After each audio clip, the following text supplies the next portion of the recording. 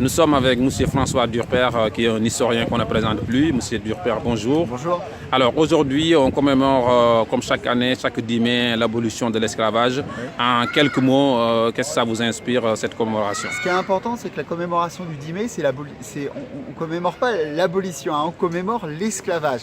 Déjà, il y a une différence entre commémorer et célébrer. Pendant très longtemps, on a célébré l'abolition. C'était ce qu'on appelait le Shulshiri, c'est-à-dire on remerciait l'abolitionniste blanc. Aujourd'hui, c'est plus ça. Il ne s'agit pas de célébrer l'abolition, il s'agit de commémorer l'esclavage.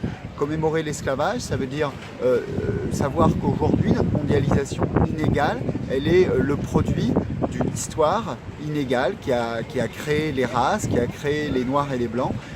Et cette histoire-là, eh bien, on l'enseigne maintenant dans les classes.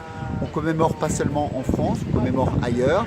Mais c'est une histoire qui n'est pas seulement sénégalaise, française ou américaine, c'est l'histoire du monde. Et qu'est-ce que vous pensez du nouveau organisme créé par l'actuel chef d'État, dirigé par l'ancien Premier ministre?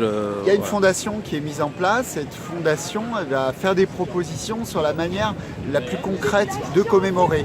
On a beaucoup parlé aussi du terme de réparation. Ce qu'il faut dire, c'est qu'on ne peut pas réparer évidemment le passé. En revanche, on peut réparer le présent.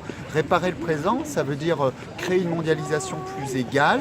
Ça veut dire que l'Afrique, par exemple, eh bien, si l'Afrique en est là dans la mondialisation, en se développant aujourd'hui, mais en partant de plus loin, c'est le produit de cette histoire avec 25 millions de déportés, de femmes, d'hommes, d'enfants, les forces vives du continent. Et ça, c'est aussi de dire, si Haïti est par exemple le pays le plus pauvre d'Amérique, c'est aussi parce que l'Occident lui a fait peser une dette sur les épaules pour, en quelque sorte, la punir d'avoir osé réclamer, osé arracher son indépendance. C'était en 1804. Voilà, certains aussi critiquent le fait que cette fondation est dirigée par l'ancien Premier ministre et dit pourquoi ce n'est pas dirigé par un homme noir, une femme noire. Quel est votre avis là-dessus?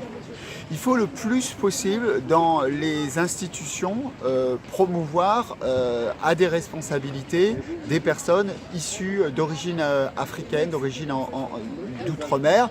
Il ne manque pas de compétences, il ne manque pas de qualité, donc c'est une préoccupation qui doit être très importante à tous les échelles.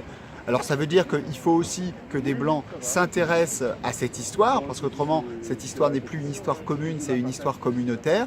Mais pour que cette histoire soit commune, il faut aussi que des personnalités d'origine africaine soient promues à des responsabilités importantes. Merci, M. François Durper. Je vous en prie. Merci à vous et bonne journée. Merci à vous.